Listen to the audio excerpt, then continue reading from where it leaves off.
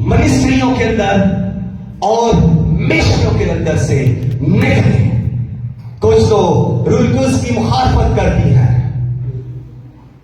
उन मिशनों का क्या होगा जो रुलकुस को लेना नहीं चाहते, जो रुलकुस की बरकतों और नेमतों को, फलों को लेना ही नहीं चाहते, जो रुलकुस को प्रीच ही नहीं करते, जो गैर जुबान लेना नहीं चाहते, जो मौसों को लेना नहीं चाहते, जो शिफाओं की बरकत को, जो प्रिडिक्शन पावर को नहीं लेना चाहते, जो मिरेकल पावर को नहीं लेना चाहते, जो हीलिंग पावर को नहीं लेना चाहते, जो फेथ पावर को नहीं लेना चाहते, जो गैर जुबानों की पावर को नहीं लेना चाहते, उनका जरा हाल देख ले कि उनके लिए खुदा उनका जवाब क्या होगा। मेरी कभी तुमसे वाकफियत ना थी। वो रुलकुस की मुखालफत कर रहे हैं। रुलकुस बाइबल मुकद्दस के अंदर आप लोग कहते हैं कहां रुलकुस है, मुझे ये बताएं कि बाइबल मुकद्दस के अंदर रुलकुस कहां नहीं, किस किताब के अंदर नहीं है।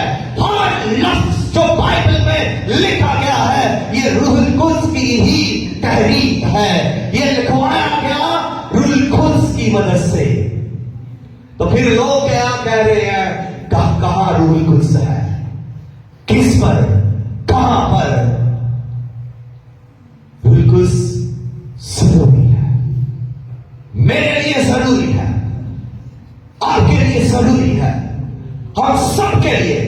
जमीन पर जितने भी तौबा कर चुके हैं, जितने भी मसीह के पास आ चुके हैं, जो नए सिरे से पैदा हो चुके हैं, जिन्होंने मसीह के साथ मरने का तजर्बा किया है, उनके लिए रूहुल कुद्स जरूरी है। जिन्होंने मसीह के साथ दफन होने का तजर्बा किया है, उनके लिए रूहुल कुद्स जरूरी है। जिन्होंने नई जिंदगी में मसीह के साथ जी उठने का तजर्बा किया है, उनके लिए रूहुल कुद्स जरूरी है। रूहुल कुद्स के बगैर आप नई जिंदगी से जाए कर ही नहीं सकते। अगर आप रूहुल कुद्स से मामूर नहीं तो फिर ये निजात का तजर्बा और इससे जो लुत्फ है, जो मजे हैं, वो आप ले नहीं सकते। रूहुल कुद्स वाहिद वो शख्सियत है जो निजात पाने वालों को खुशी, इत्मीनान और शादवानी देता है, और वो सारी इलाही बरकतें भी रूहुल कुद्स मुहैया कर देता है। जिसके अंदर इत्मीनान नहीं, उसे रूहुल कुद्स इत्मीनान देगा। जिसके अंदर खुशी नहीं, उसे रूहुल कुद्स खुशी देगा। रूहुल कुद्स के लिए अपने आप को अपने खुदा के पास लाए ताकि आप अपने दुल्हा के लिए अच्छी तैयारी कर सके, कामत तैयारी कर सके, बेहतर तैयारी कर सके, लसानी तैयारी कर सके, वो तैयारी कर सके जो दुल्हा को पसंद है। जब दुल्हा आसमान से बादलों के साथ जमीन पर आएगा तो वो दुल्हन को उठा ले जाएगा, और वही दुल्हन आसमान की तरफ उठेगी जिन्होंने तैयारी की है, जो जागने वाली दुल्हन थी, जो रूहुल कुद्स से मामूर दुल्हन थी, वो उठा ली जाएगी और बाकी जमीन पर 5 सुस्त कवारियों, बेवकूफ कवारियों की तरह जमीन पर छोड़ दिए जाएंगे।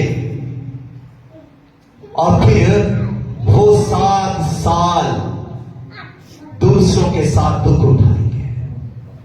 क्या आप दुख उठाना चाहते हैं? वो बड़ी मुसीबत का दौर होगा। वो 7 साल ऐसे नहीं गुजर जाएंगे। आप समझ सकते हैं कि जो बीमारी में एक दिन गुजारता है, उसका एक दिन भी हफ्ते के बराबर हो जाता है।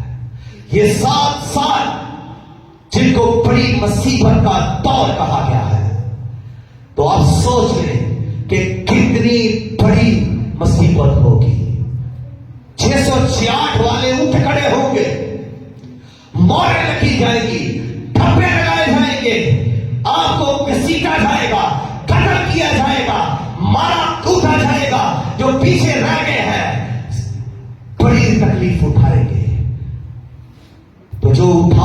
जाएंगे, वो बिल्कुल से महबूब होंगे। Hallelujah, hallelujah, hallelujah. कलीसिया जागो, हालेलुया।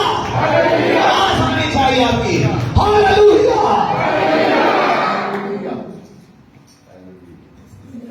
थोड़ी देर के लिए अपने कदमों पर खड़े होकर खुदावंद अपने खुदा यानी अपने दुल्हा के लिए पुकारे, अपने दुल्हा के लिए अपने आप